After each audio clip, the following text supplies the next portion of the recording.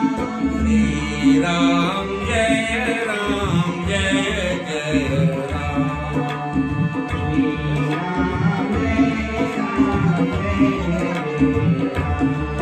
सच्चिदानंद भगवान की जय। परम आनंद कंद सच्चिदानंद ज्योति स्वरूप पूर्ण ब्रह्म परम पिता परमात्मा के पुनित पावन पादारविंदों में कोटि सा प्रणाम निवेदन करते हैं। ब्रह्मनिष्ठ तपोनिष्ठ वीतराग अनंत अनंत उपमालंकृत स्वामी जी श्री रामचंद्र जी महाराज के चरणारविंदों में बारंबार प्रणाम। राम नाम के रसिक तपस्वी संत महापुरुषों के चरणारविंदों में प्रणाम करते हुए श्रद्धा वात्सल्य ममतामयी माताओं बहनों श्रद्धालु मोक्ष भाइयों, जैसा कि हम आपको भक्तमाल के पावन कथानक प्रसंग में श्री संत शिरोमणि पीपाजी महाराज के बारे में हम आपको बता रहे हैं। पीपाजी महाराज कहते हैं, कनक कामनी करे न नेहा और छके ब्रह्म रस रहे विदेहा। ऐसा पावन पवित्र त्याग में जीवन जिन महापुरुषों का, जिनका नाम लेने से, जिनका स्मरण करने मात्र से अंतर हृदय में भक्ति की भावना उमड़ जाती है, ईश्वर की भक्ति करने में मन हमारा अग्रसर हो जाता है, ऐसे महापुरुषों के पावन चरित्र को हम श्रवण कर रहे हैं। पीपाजी महाराज जो राजस्थान की धरती पर एक अद्भुत बड़े ही नाम लिहारी महापुरुष संत हो गए हैं। इनके बारे में कई चरित्र जो है, ज्वलंत चरित्र जो है यहाँ पर सुनाए गए हैं, दिखाए गए हैं, बताए गए हैं। कहते हैं,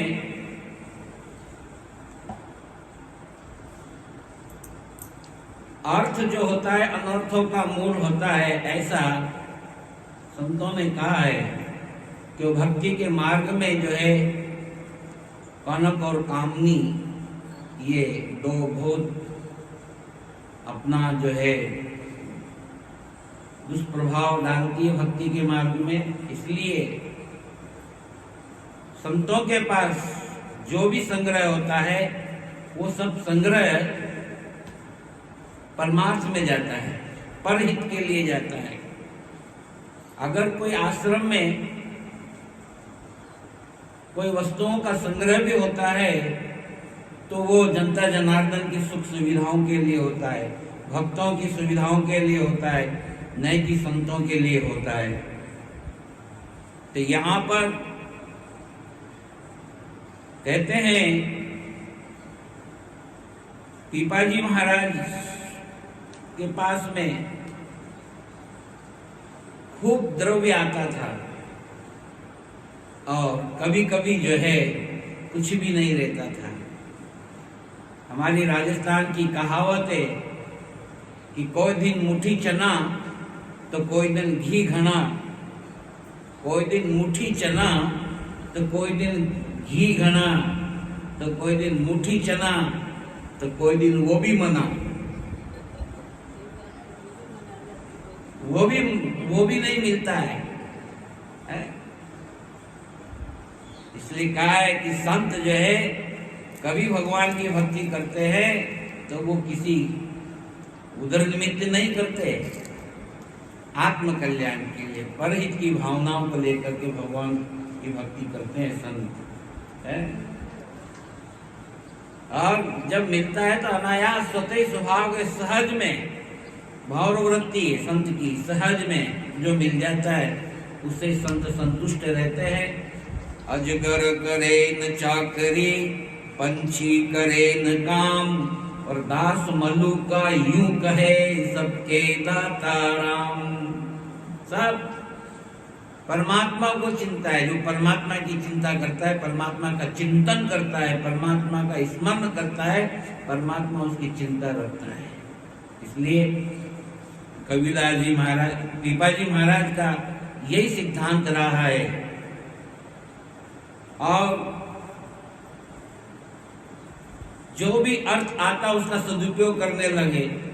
जो भी द्वार पर आता आप उसे आदर पूर्वक बड़े सादर से जो है भोजन कराते। अतिथि का, गृहस्थ का ये कर्तव्य होता है, आगंतुक का सबसे पहले सम्मान। आओ बैठो, पियो पानी, 3 बात नहीं मौलानी, एक स्वाभाविक है। आइए आइए आइए बैठे, जल पीजिए, चाय पीजिए, दूध पीजिए, जो भी घर में हो यथा योग्य अतिथि का सत्कार करते हैं और हमें भी ऐसा ही सत्कार करना चाहिए।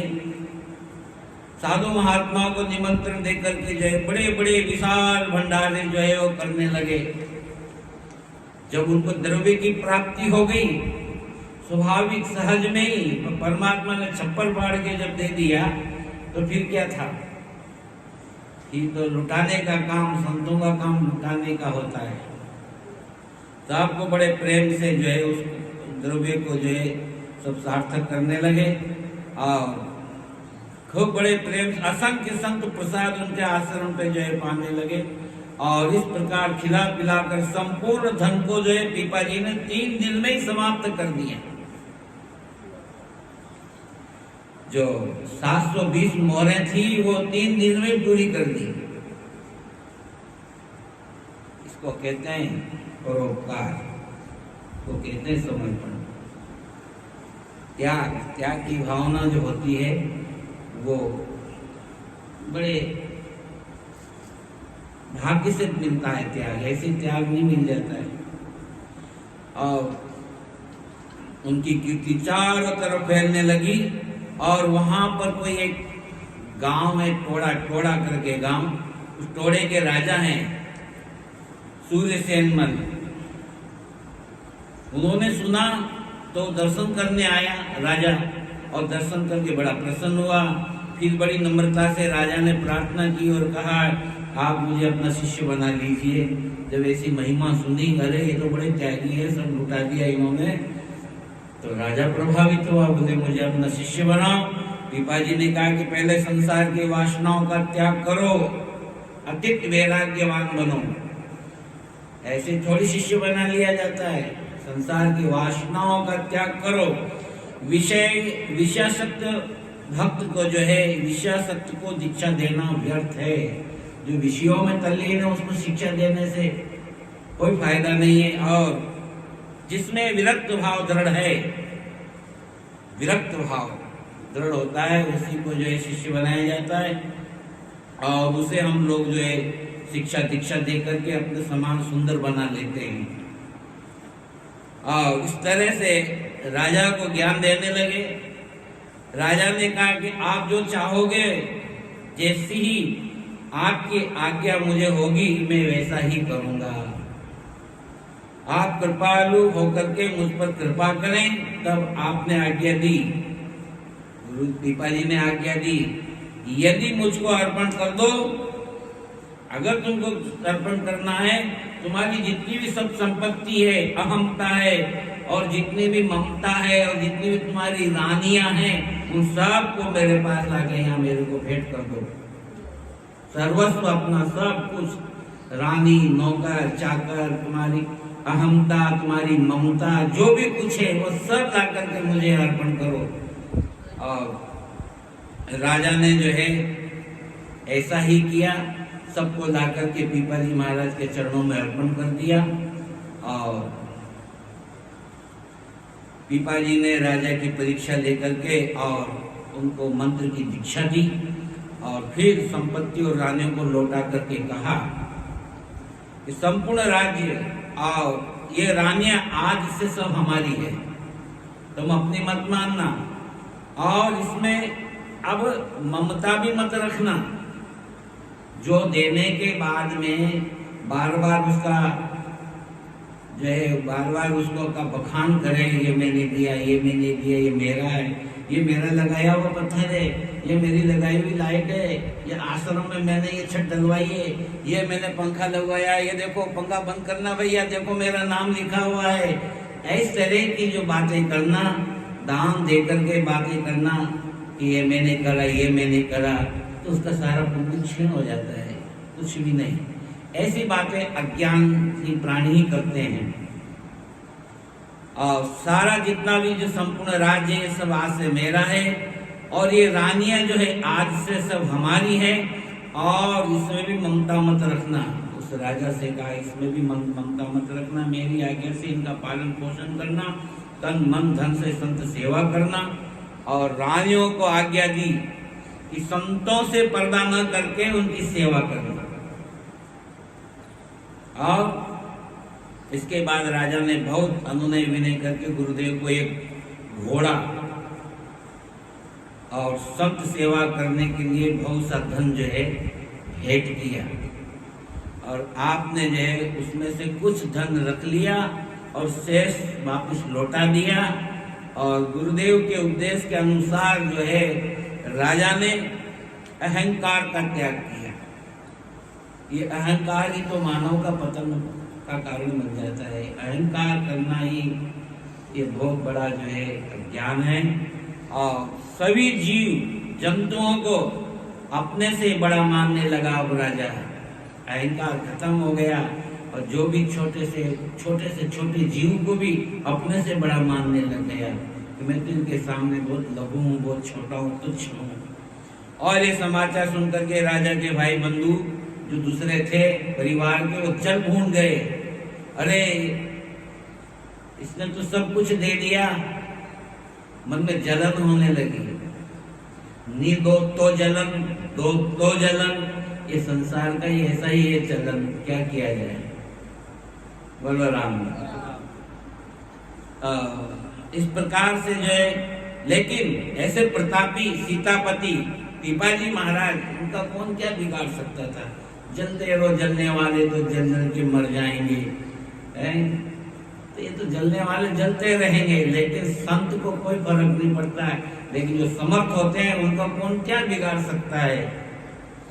और इसी बीच क्या होता है कि एक व्यापारी आया और बैलों को खरीदने के लिए जो है उस गांव में गया, जिस गांव में पीपाजी विराज रहे थे, थोड़े गांव में। और राजा के भाइयों ने उसको बुलाया और बहका दिया। अरे तुम क्या लेने आए हो? भैया हम बेल लेने आए। अरे तुम जो ऐसा करो, बेल तुमको लेना हो ना तो पीपाजी महाराज संत हैं, उनके पास चले जाओ, बहुत अच्छे बेल का व्यापार करते हैं वो। झूठ बोल करके और उसको बहका करके पीपाजी के पास भेज दिया। वो व्यापारी गया पीपाजी के पास और जाकर के जो है उसने प्रणाम करके कहा, बोले महाराज ये पैसे के बहुत सारा पैसा था, लाके के रख दिया।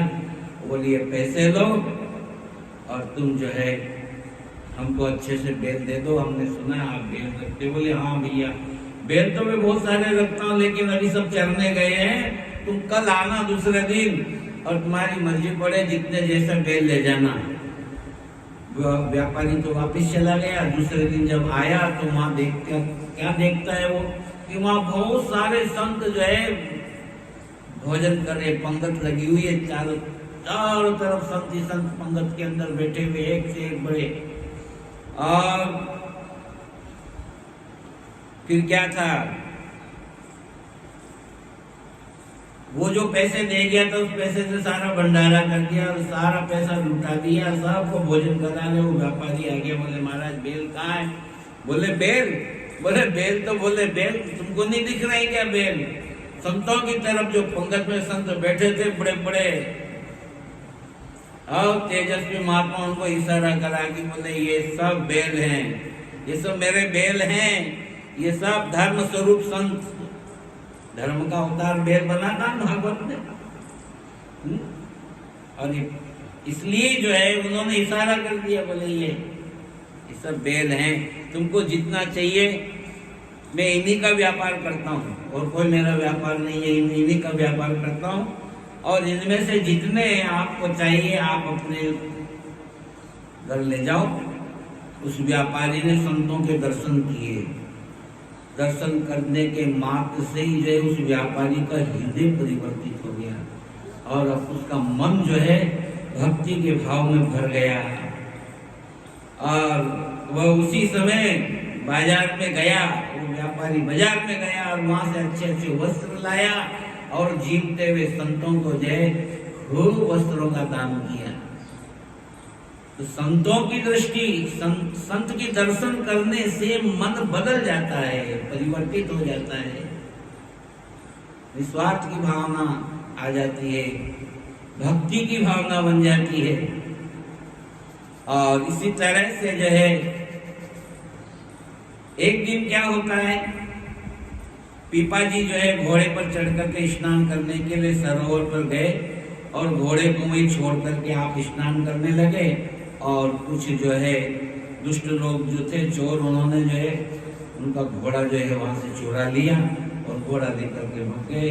पीपा जी महाराज स्नान करके वापिस जब आए तो उन्होंने घोड़ा ज्यों का त्यों में खड़ा हुआ है, लेकिन वो घोड़ा बड़ा दिव्य घोड़ा, और घोड़े पे बैठ करके पीपा जी महाराज वापस अपनी कुटिया पर आए तो चोरों ने देखा, अरे इन्हीं के पास ये घोड़ा कहाँ से, घोड़ा तो हम चोर के लाए।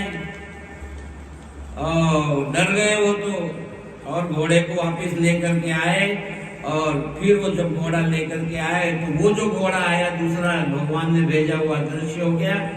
और वो चोर जो है चोरी उन्होंने करना छोड़ दिया और डर के मारे पीपा जी के चरणों में गिर गए और हमेशा हमेशा के दोनों जो है शिष्यत्व धारण कर लिया, शिष्य बन गए, भगवान की भक्ति में लग गए।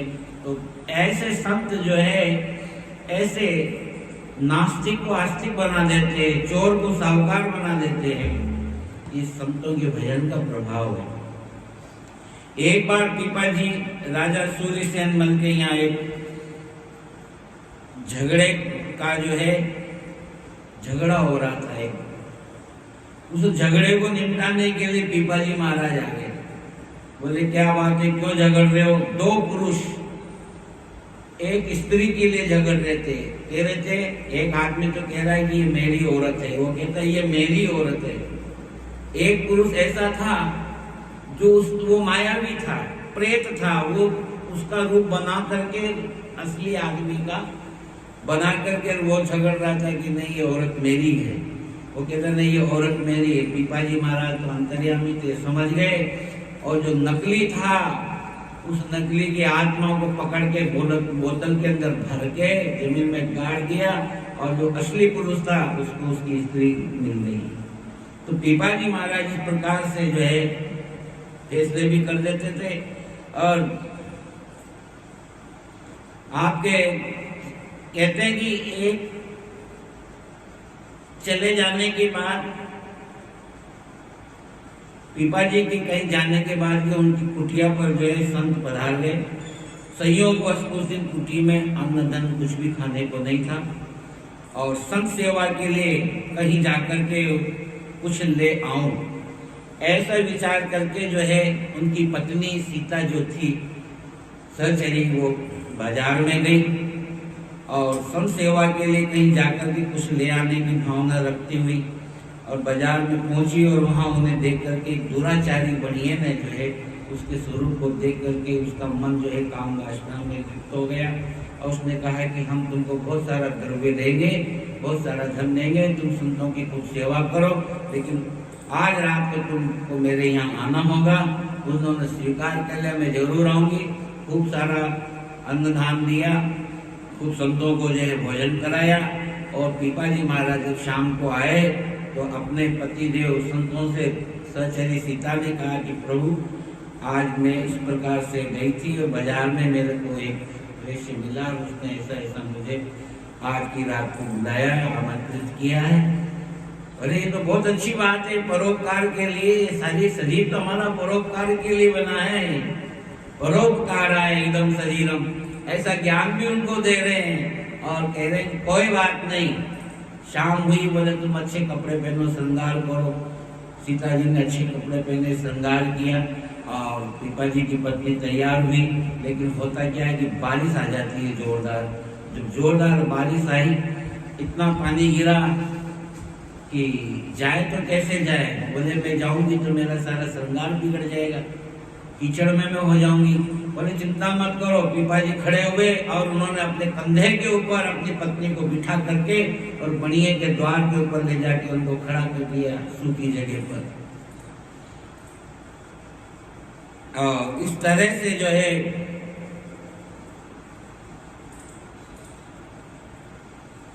जैसे वो वहां गई और देखा, अब इधर क्या होता है कि बनिए ने जो अपने घर में से अन्न दिया था, उस अन्न को जो है बना करके जब संतों ने पाया, तो उस अन्न के प्रभाव से उसका हृदय वहां से जो है परिवर्तित हो गया। अरे बोले, मैंने बहुत बुरा करा, वो इस स्त्री के साथ में आदि ऐसा मुझे नहीं करना चाहिए था, लेकिन हो गया। लेकिन वो आई आकर के दरवाजा खटखटाया, सेठ ने दरवाजा खोला और खोलते ही देखे तो पिपाजी की पत्नी श्रृंगार करके खड़ी हुई, और देखते ही उनको जो है घबरा गया वो, और मुंह से निकल गया, बोले माता जी आप यहाँ कैसे आ गए ऐसी बारिश में, और आपके पांव तो सूखे हैं, आपके पांव पे तो कहीं कीचड़ भी नहीं लग रहा है। उस देवी ने कहा कि मैं ऐसे नहीं आई हूँ, मेरे पति देवता मुझे कंधे के ऊपर बिठा करके लाए हैं। ओहो, ऐसी बात सुनते हो तो पीपल के पत्ते की तरह काम गए। बोले वो कहाँ है? बोले बाहर बैठे हुए। वो जाकर के सेठ देखता है तो बाहर ध्यान में बैठे हुए हैं, परमात्मा का चिंतन कर रहे। पिपाजी के चरणों में जाकर के वो गिर गया, रोने लग गया। बोले मुझे माफ करो, मैं बड़ा अभागी हूँ, मैं बड़ा पापी हूँ, मैंने बहुत बुरा करा, अच्छा नहीं किया। बोले आप डरो मत, चिंता मत करो, मैं बाहर बैठा हूँ, जो भी कुछ करना है आप जाइए आराम से, जो कुछ करना हो वो करो, आप चिंता मत करो। इस तरह से जो है पिपाजी महाराज के ऐसे संत सेवा के प्रति ऐसे त्याग की भावना रखना, इस प्रकार से समर्पण की भावना रखना, ये कोई सामान्य बात नहीं है, साधारण बात नहीं है। हर कोई भक्त जो है, हर कोई प्राणी इस कार्य को नहीं कर सकता। अस्तु।